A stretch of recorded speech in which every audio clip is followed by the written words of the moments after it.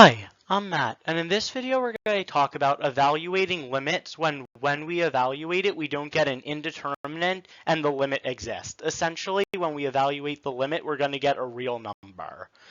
So let's say we want to evaluate a limit of f of x as x approaches a. Here's the beginning of a map I'm going to use in this video and across the next video to kind of discuss all the different ways. So if you watched my previous video where I introduced limits and discussed how to find them from the graph, that's this piece here. So if you have a piecewise function, you're going to want to graph the function and then analyze the graph to figure out the limit. Now, if it isn't, and f of x is a single function, then we could evaluate the function at x equals a. That essentially means taking the value of a and plugging it into the expression. And this will usually lead to one of three different cases. The first of which is we just obtain a real number and we're done. There's no further work. And in this video, we're going to focus solely on that case here.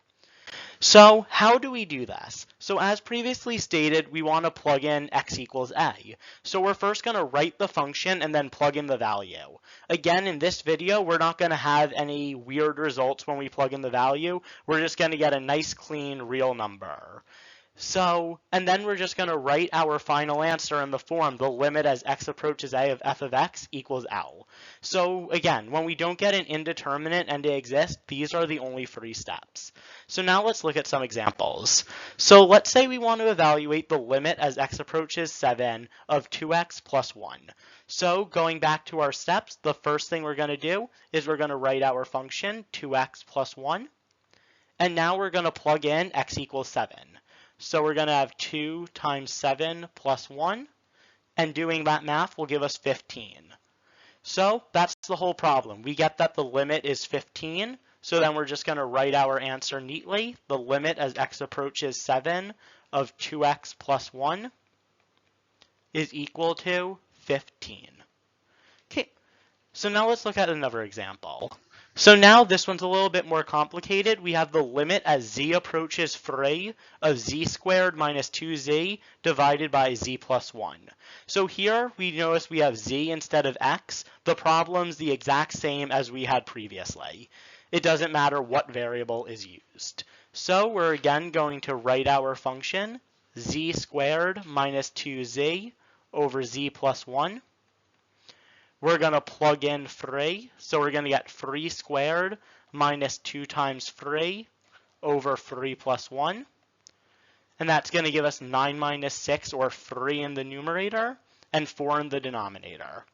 So that's it, and then we get that the limit as z approaches 3 of z squared minus 2z over z plus 1 is equal to 3/4. So now let's look at the third example. So this example you'll notice is a little different than the previous. We have the limit as y approaches negative 6 of 12. 12 is just a constant, so when we write our function, we're just going to write 12. But we see that there's not even a y for us to plug in here. So the limit is actually just that 12. And the limit as y approaches negative 6 of 12 is just equal to 12. So this actually brings up a general rule, and that's that the limit of a constant is always that constant. So, or written more generally, the limit as x approaches a of c is equal to c for any constant c. So one way to look at this, because it may seem a little not intuitive here, would just be to draw a graph. So if we look at a graph, let's say this line up here is 12, and we sketch the graph of y equals 12, we get this here. Sorry, that's supposed to be a straight line. But we see that anywhere along this line, the value is 12. So no matter what value we're approaching, the limit will always be 12. Now, for one final example, we have the limit as x approaches 5 of the square root of x cubed minus 3x minus 1. So just as before, we're going to first write the function x cubed minus 3x minus 1, and then square root that, and then plug in x equals 5. So that's the square root of 5 cubed minus 3 times 5 minus 1. That's equal to the square root of 125 minus 15 minus 1. And that gives us, doing the math, the square root of 109. So writing our answer is the limit as x approaches 5 of the square root of x cubed minus 3x minus 1 is equal to the square root of 109. Okay, so now that we've done those 4 examples, here are 4 practice questions for you to try on your own. Again, in all of these, you should get a real number. You should not get anything that doesn't exist or an indeterminate. The answer to these questions will be revealed in 5 seconds. Okay, so here are the solutions to the practice questions. For the first one and the second one, you should have gotten 4.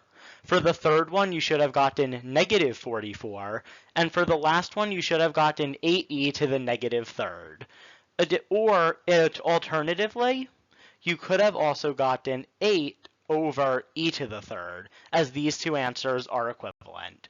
So with that, thank you for watching. If you have any questions, leave them in the comments below, and have a great day.